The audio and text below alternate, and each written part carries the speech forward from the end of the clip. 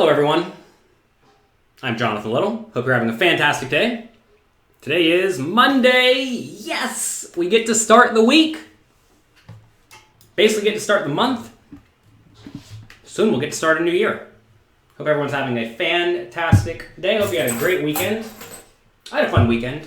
For those who have not seen it, I put out a video the other day on YouTube where I basically talked about whether or not poker is a marathon or a sprint for about 10 minutes on YouTube. Check it out. Let me know what you think.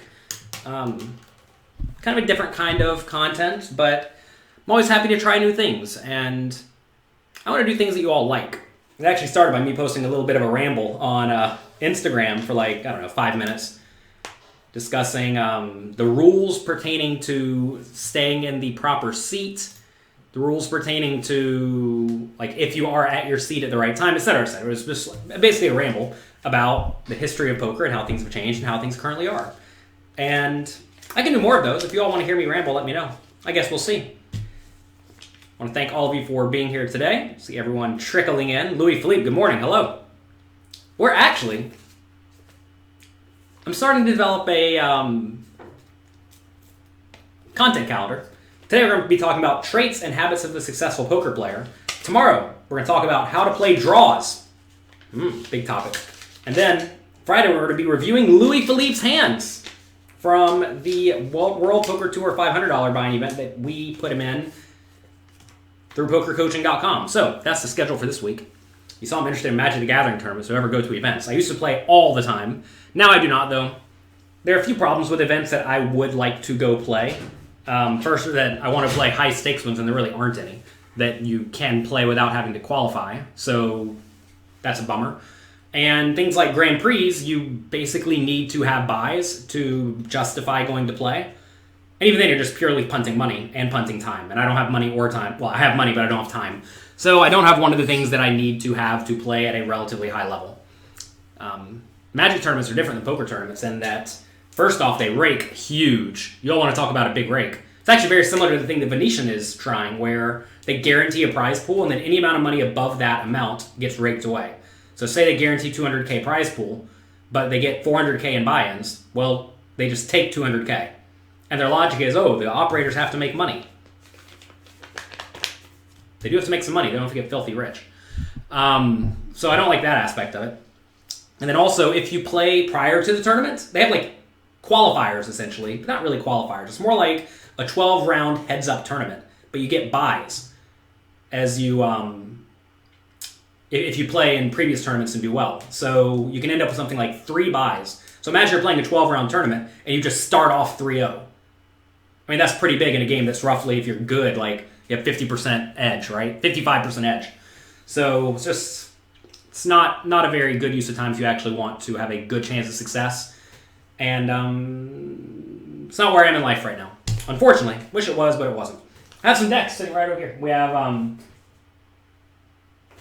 we have some decks built over here. We have Rug Delver, Dark Petition Storm. We're ready to go. All right. Have I checked out Hard Rock's expansion? I have not, but it looks very, very sweet. Okay. YouTube stream is not live. Seems like people are watching on YouTube. Maybe you know what happened, Louis Philippe? I tried to set up a different stream where I tried to set it up ahead of time. Apparently that did not work. So, take notes.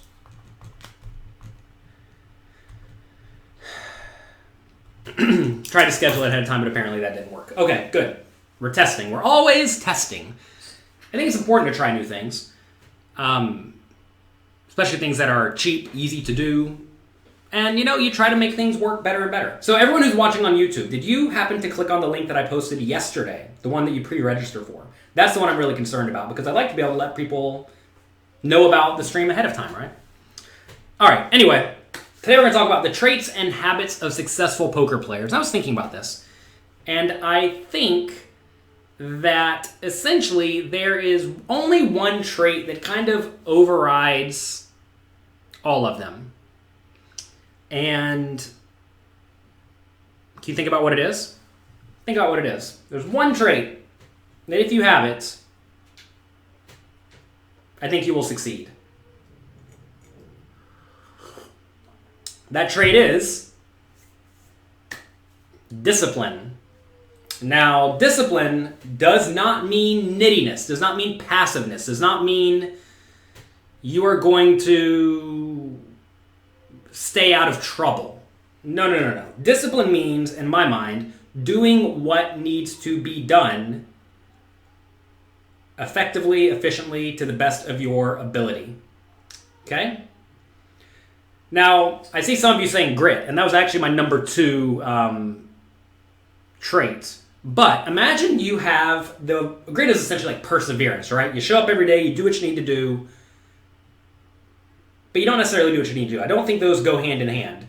I think if you have perseverance, that may actually lead to you doing something a lot consistently, getting back in there, doing it over and over and over and over.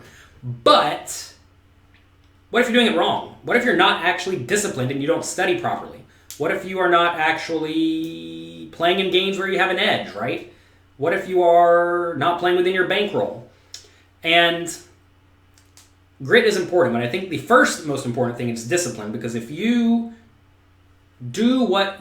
Let me look up the definition of discipline real quick, because I'm not exactly sure of the definition. I should have done that ahead of time. Discipline definition.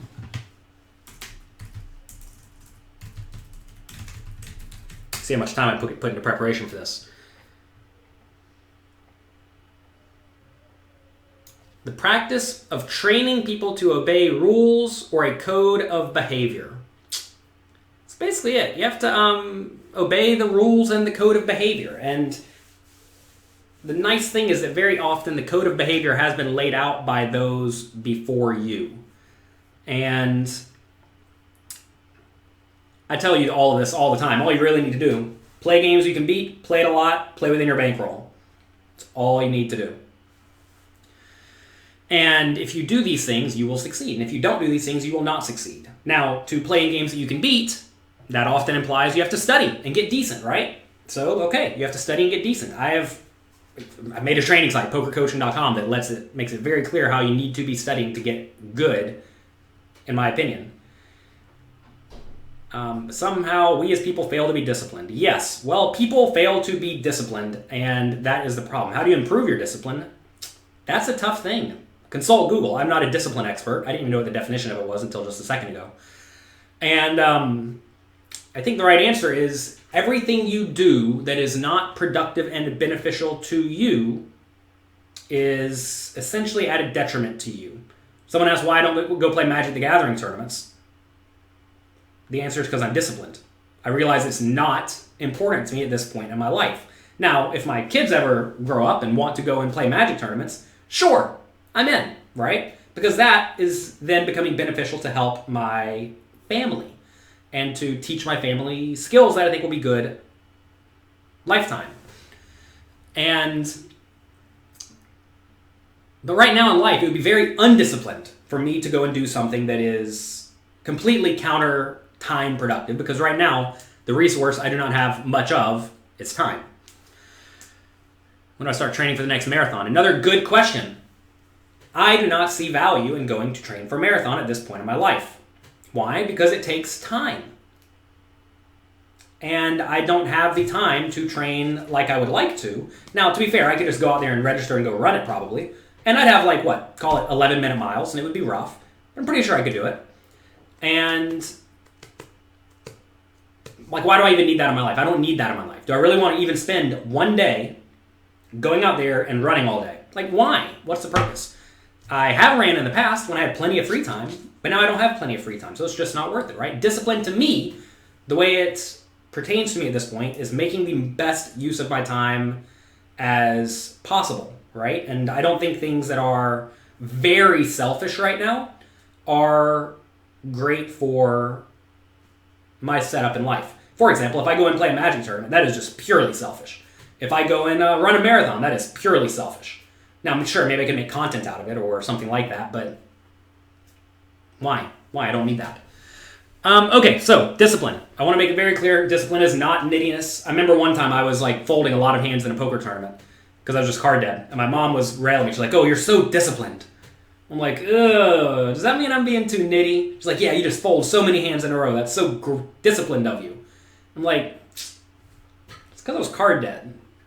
Right? I'm looking for any spot. I just have literally no spots. And if that's not really discipline, is it? Maybe that is discipline. Maybe that is just doing what you need to do. Is sometimes you got to sit there and fold every hand. O'Brien says discipline and patience. The thing is, I don't know if I think discipline and patience go hand in hand, but a lot of people go way overboard with the idea of patience. Like, I'm going to pass on very profitable opportunities, hoping for something better to come along. And that's very often not the ideal strategy. Very often the ideal strategy is to take whatever edges you get within reason, right? So recognize that I think the idea of patience, let me look up patience definition. The idea of patience is more of, the capacity to accept or tolerate delay, trouble, or suffering without getting angry or upset. It's actually a pretty good definition. So maybe patience is a thing. The capacity to accept or tolerate delay. I feel like this is more delayed gratification. What a weird definition.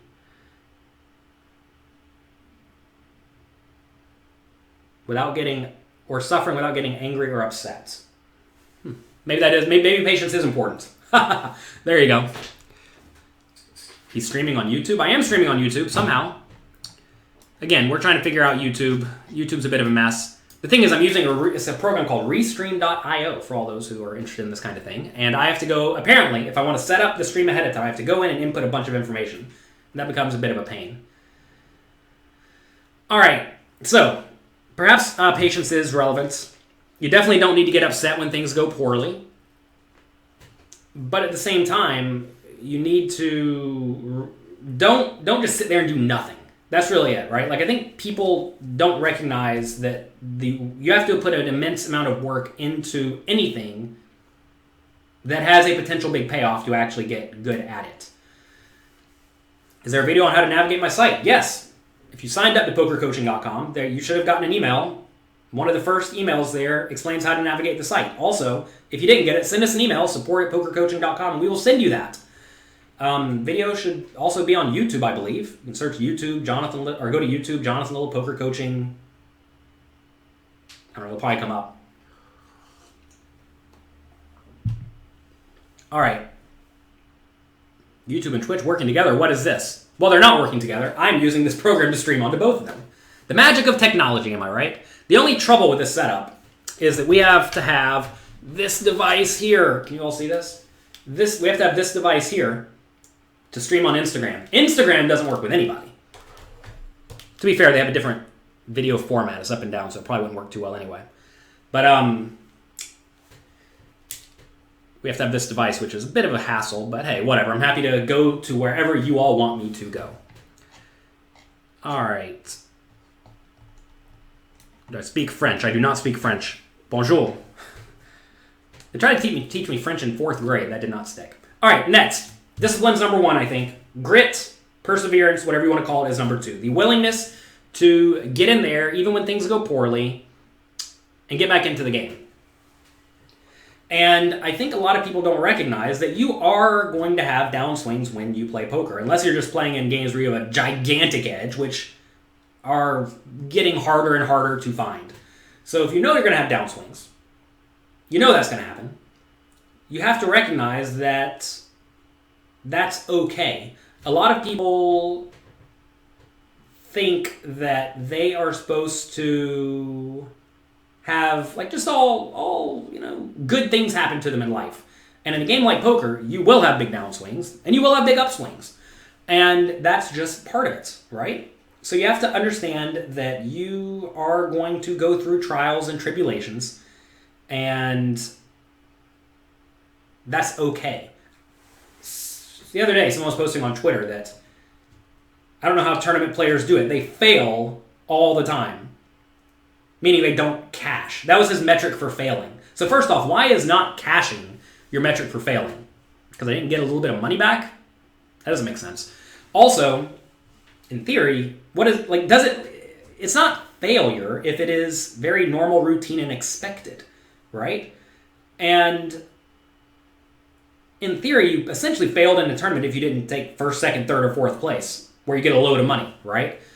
And recognize failure, and that with that definition It's just not a bad thing. It's a very routine thing. And people get wrapped up in this idea of, if I did not get money back, it means I lost. And losing is bad. Why? Because somebody taught you that a long time ago, that losing money is bad? Why does losing money have to be bad? Well, because now I can't buy as much stuff, because it hurts my ego. Why? Why do you care if you have more stuff?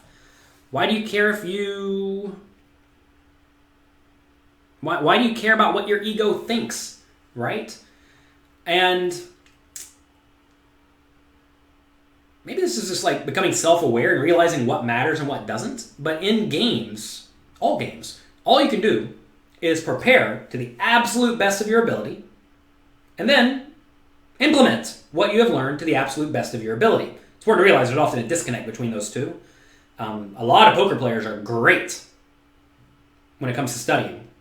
They're not so great when it comes to implementing. I actually have a chapter about this in my upcoming book, Excelling in Tough No Limit Hold'em Games, discussing why some people seem to make the play that they know is right more than other players in game. And there are many spots where you're playing and you find yourself in a spot where you're supposed to triple barrel bluff, and you just don't do it. Or alternatively, you find yourself in a spot where you know you're supposed to double barrel bluff, but then you triple inappropriately. And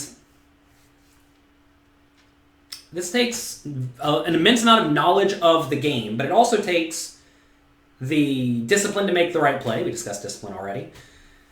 And I think a lot of people get it in their minds that if they know how to do something, they will just always do it properly. And that's just not true. It's just blatantly not true. There's a well-known poker author out there who loves to try to belittle me because he says, essentially, if you know the right play, you'll just always make the right play. Because I wrote in a book one time that if you get drunk and eat 15 Big Macs, you probably won't play as well as if you are eating properly and in good shape. This guy just happens to be in exorbitantly bad shape, go figure, right? But like, people just don't recognize the things that actually matter. And perhaps that's because they're playing in really soft games. Maybe that's because they are playing a really easy game. This player is known to play Limit Hold'em, which is a definitively easier game than No Limit Hold'em. And people have disconnects when it comes to knowing something and then implementing that thing. And it's important to make sure that you do know how to implement that thing in game, which is why you can't just only study poker. You should study poker a lot, especially if you're not already winning, but at the same time, you should also make sure that you are good when it comes to the actual practice of playing. Implementing what you learn is the toughest part for you. Go slow, take notes, actively think about what you are doing in-game, and you might just be going a little bit too fast. Or you're just thinking about the wrong things in-game. I mean, so many recreational players, whenever you ask them what they were thinking about, they're thinking, oh man, does he have it or does he not? In reality, they should be thinking, what are the ranges that work and what can I do about it, right? What's the difference between a Survivor tournament and a regular tournament? A Survivor tournament is a satellite. Look up satellite strategy. Essentially, get a hold of some chips, then knit it up and get in the money. Okay, let's see. All right, next. The desire to learn and the willingness to change. Ryan says, I have ADD, so it's tougher for you. I was told by a psychiatrist that I have the most severe ADD he's ever seen in his life. But I figured out a way to channel it into productive things. And people with ADD really just desire focus. So you have to learn how to make poker something you can focus on. And this is why a lot of people with ADD do a whole lot of drugs, because it helps them focus. They do a whole lot of caffeine, same reason. A whole lot of degenerate gambling, same reason. Right? If you put all of your money on something, you'll pay attention. So it's important to realize the things that go on in your brain naturally and how to channel them and focus them into the right direction, right? And I think a lot of people, they just do whatever they want, and they lack discipline, right? They don't realize what they need to do. Again, this is not an Ask Me Anything right now. We'll do one of those one day. But today we were talking about the traits and habits of successful poker players. All right. You are so handsome. Thank you. I do my best. I used to be a model as a baby. Would you all believe that? True story. My parents used to enter me in baby contests. I suppose like Little Honey Boo Boo. And I beat all the little girls, like Little Honey Boo Boo. There were apparently no other boys there, but I was nice and cute. Kind of like my son James. He would win baby contests if we tried to make him win baby contests. But that's not what we need in our life right now. All right, so let's get back on topic, everyone. Next. Well, willingness to learn and change. Okay. People really want to think they know what they are doing. And then they are really unwilling to adjust from that.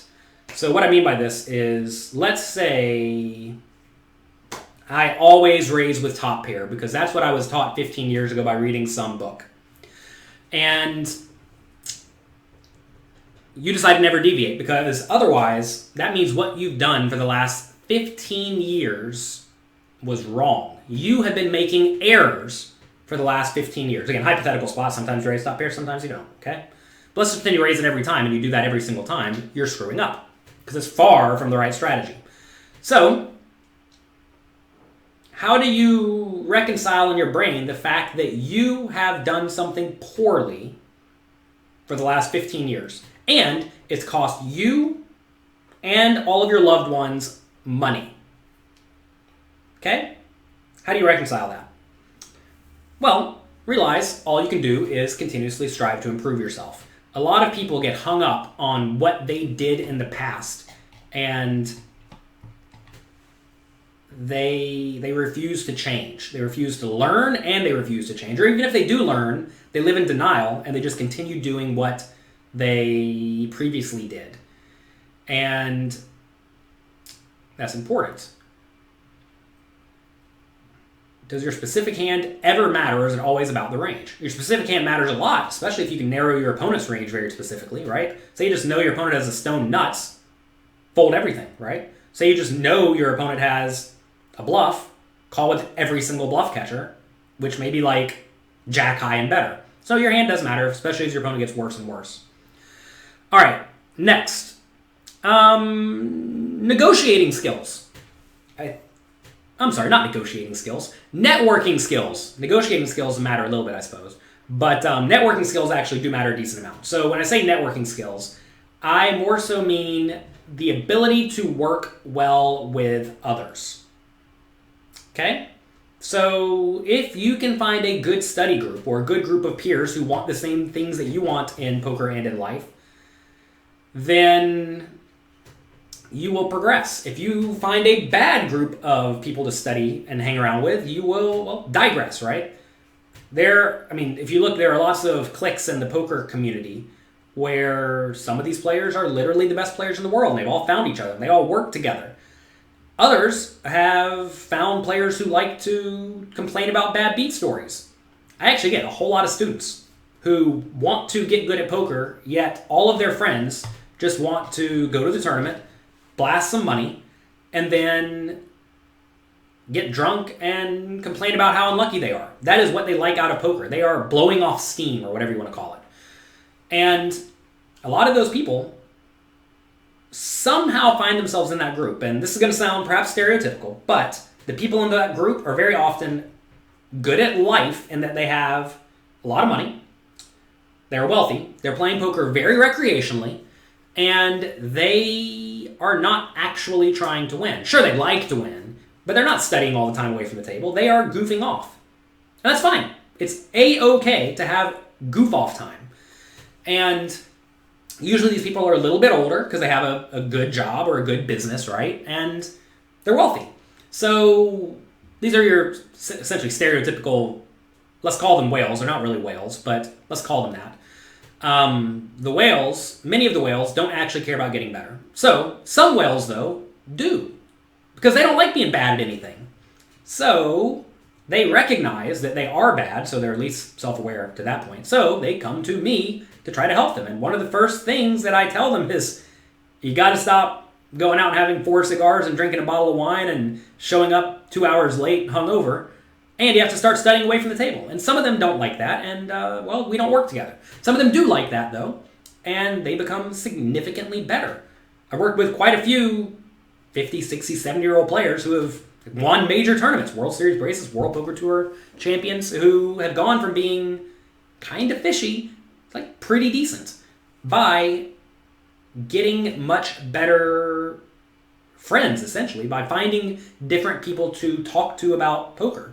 Because imagine if all of your friends like to go have a bottle of wine after the tournament, or during the tournament, and complain about how unlucky they are, how lucky their opponents are, or how bad their opponents are. Like, is that really beneficial? Like, no. They have a bad group. You got to find a new group. And if your group is bad, find a new group. And I would venture to say that in the small and medium stakes environments, I don't know, like 90% of the groups are probably not beneficial. So try to get in with people who are actively trying to improve their skills. What does it mean to study? The easiest way for you to study is go sign up to a free trial of pokercoaching.com. Go through the free stuff there. That will essentially handhold you through the educational process and help you see the easy way to go about studying that does not require an immense amount of time. Okay. Next. You have to have the time to do the work. A lot of people don't like this answer, right? Someone asked me earlier, why do you not go play Magic tournaments? And the answer was, I do not have the time available to play Magic tournaments. And it's not actually all that important to me, right? So you have to figure out, is poker actually important to you? If it's not, then, well, don't expect to get all that good. If it is important to you, do you have the time to devote to it, right? Do you have the time to devote to playing poker? If you don't, recognize you're not going to be the best in the world. I mean, going back to the quote-unquote whale people, some of them do want to be as good as they possibly can be. And they also recognize the time constraints that they have. David Einhorn's a good example of this. I coached him in the $1 Million tournament where he bubbled 2 years ago, I believe.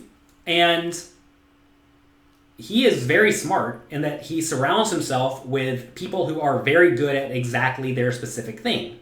Like me with poker, right? And every year he finds someone else different to try to help him so that he gets many different perspectives, right? And he recognizes there's probably not one right perspective, but some will resonate with you way better than others. Like he was telling me some of his previous coaches, they were just like purely exploitative. And he says I was like by far the most game theory oriented of the group.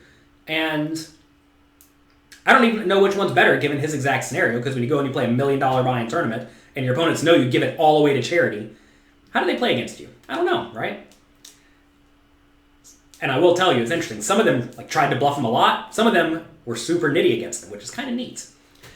Anyway, it's important to recognize that, in his case, he can spend, 10 hours a year studying poker. So how do you get as good as you can in 10 hours of study?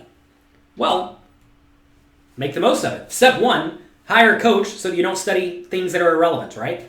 I see some of you out there saying that you end up just studying haphazardly. You don't stick to anything. Hire a coach and they will get you to stick to it. Alternatively, sign up to my site, Poker Coaching. There's only 3 facets of it. Quizzes, homework challenges, and classes. That's it. If you do those 3 things, you're not going to become the absolute best poker player in the world, but you will be able to beat the vast majority of people who you encounter. You may say, I don't want to spend time going through all of the content.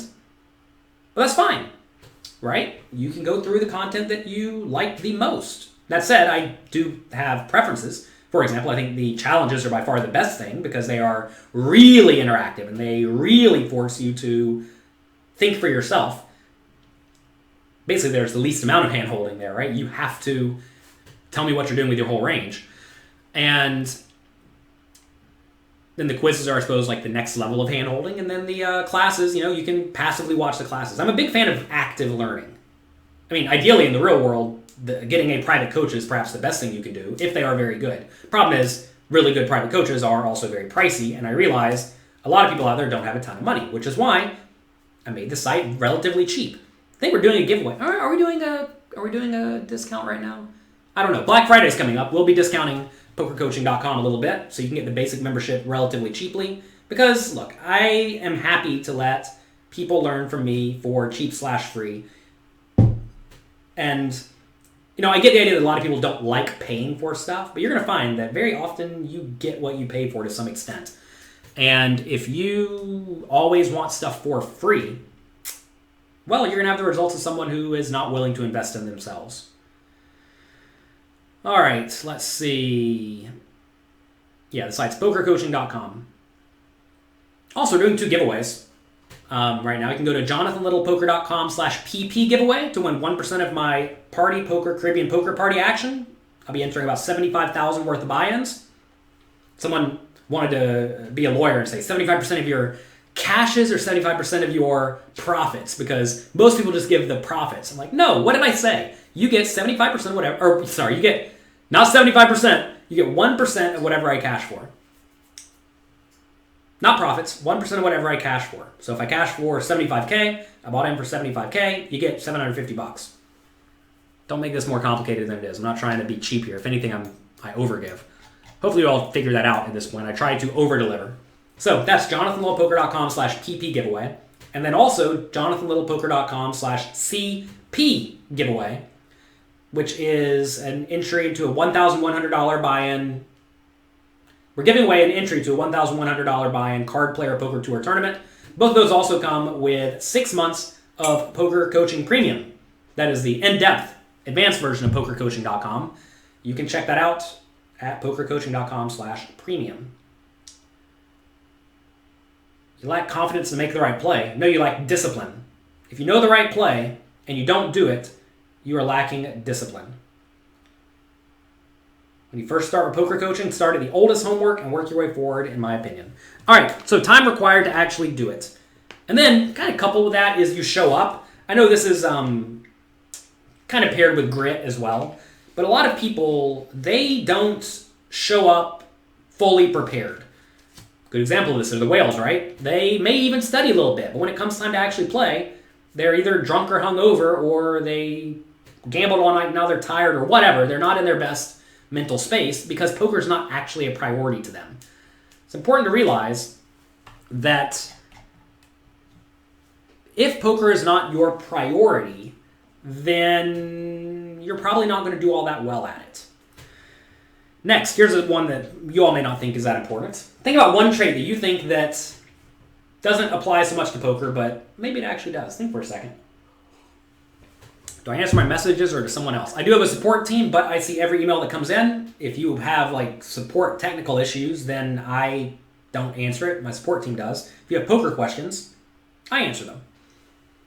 It's important to realize that some people are good at some things and some people are good at other things, and I'm not so good at going and logging in, changing people's membership levels and finding products that somehow get misplaced or whatever. That's not my job, but the poker stuff is my job. All right, the trait is empathy. What is empathy? I already looked this one up. Empathy is the ability to understand and share the feelings of another. Now, we may marginally go to the dark side here, but essentially, you need to figure out what other people want so that you can give it to them if possible. Because if you give people what they want, they will often give you what you want. So, if you are a poker player and you want to win money, and your opponent's a poker player, and they don't care about losing money, what can you give them? Well, you can give them what they do want. What do they actually want? They want someone to gamble with them, and they want a fun experience. So how do you make a fun experience? Well, you aren't a jerk, right? You provide them good entertainment. And what a lot of people do is they show up, they play poker with headphones and sunglasses and a hood and a pulled down baseball cap, and they don't talk to anybody. That is the exact opposite of a good time for your opponents. That's a bad time for your opponents, for the most part. Now, some people don't mind the idea of that's what we're going to do. We're just going to play basically blindfolded poker. But most recreational players, most of these whales we talked about earlier, they want to have conversations. They want to needle each other back and forth, right? They want to get in there and battle a little bit, but not just on the felt, but also right here. We're actually looking at each other, not just down here on the felt, but one-on-one. They want you to needle them a little bit, and they want to needle you back a little bit harder. They want to feel like they got the best of you. Fine. Let them get the best of you. And recognize that these people will enjoy playing with you. I mean, I've had so many, I've met so many influential people who, like through charity tournaments. Some people say charity tournaments are not a great way to meet people because you're just all busy playing poker and drinking. But in reality, if you get in there and you battle, you'll find that you just end up meeting lots of great people. And if you bump into them a time or two, you become friends. This is how I ended up meeting David Einhorn, for example, right? I was playing charity tournaments, and I kept bumping into him, and we would always battle and gamble together. And I didn't know who he was, right? And apparently he enjoyed the fact that we gambled together, and we became friendly, and now we're friends. And that kind of thing happens where if you bump into enough people, you'll run into people who perhaps could be very helpful to you down the road. And if you are at the table and you do not interact with people, you will not reap the immense amount of benefits that you can get just by talking to people. And you may say, but what if I'm introverted? Well, look, I am incredibly introverted naturally. When I was a baby, if someone came to talk to me, I would do like this. I'd turn my head the other way. And even as a kid, I was really shy. I don't know why. I have no real reason. My dad was always trying to get me to come out of my shell, and I was just deathly afraid for some reason. When did it change? I don't even know, really, right? Now I'm not particularly shy, and I think because at some point I realized there's no purpose in being shy. Worst case, you embarrass yourself, right? So many of you out there, perhaps you have ideas for making content. You just don't because you're shy, and you don't want to look dumb in front of people, and you don't want people to make fun of you, and you don't want people to judge you or whatever. Who cares? Doesn't matter, right? If some of you out there think poorly of me, and there are people out there who do think poorly of me, it's okay. People are allowed to think and do whatever they want, and if you want to have any sort of impact in this world and get good things out of this world, you must learn to cooperate. And you cooperate best by understanding what other people want and then drastically over-delivering it to them. What do you all want from me, right? You all want, from me, a little bit of entertainment and poker education. So how do I drastically over-deliver that to you? Well, I make it as cheap as I possibly can. Because look, I'm doing this full-time to some extent, and we have bills to pay. Believe it or not, all these poker coaches that work for me, they don't work for free. We have to pay them. So I have to pay the bills. But also, at the same time, I can drastically over-deliver. And that's what I try to do. Like this show. Nobody else is waking up and doing a 9 a.m. morning show with all of you, right? Because, well, they don't have the discipline and the grit, most likely. Or they just don't think it's valuable. They don't think it's valuable to connect with people. But I'm trying to connect with all of you. And believe it or not, I actually get something out of this. Well, the obvious thing is some of you are going to go sign up for my training site, so I'm going to get a little bit of money from this tangentially.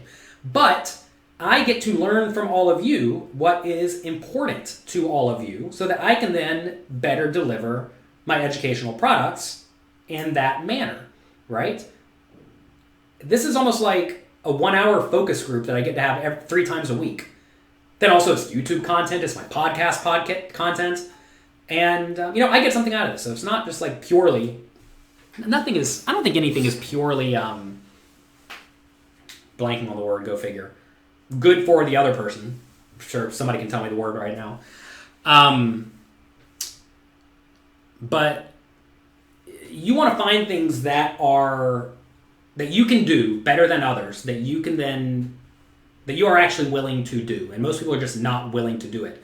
They want to do very selfish things. And if you only do selfish things, you should not expect others to reward you in life, right? So, those are the traits of the poker player. I actually have to get going soon because I have a group session with about 20 of my best students. So, traits of a poker player. Number 1, discipline. Not nittiness, not passiveness, discipline, doing what you need to do. Number 2, grit, perseverance, right?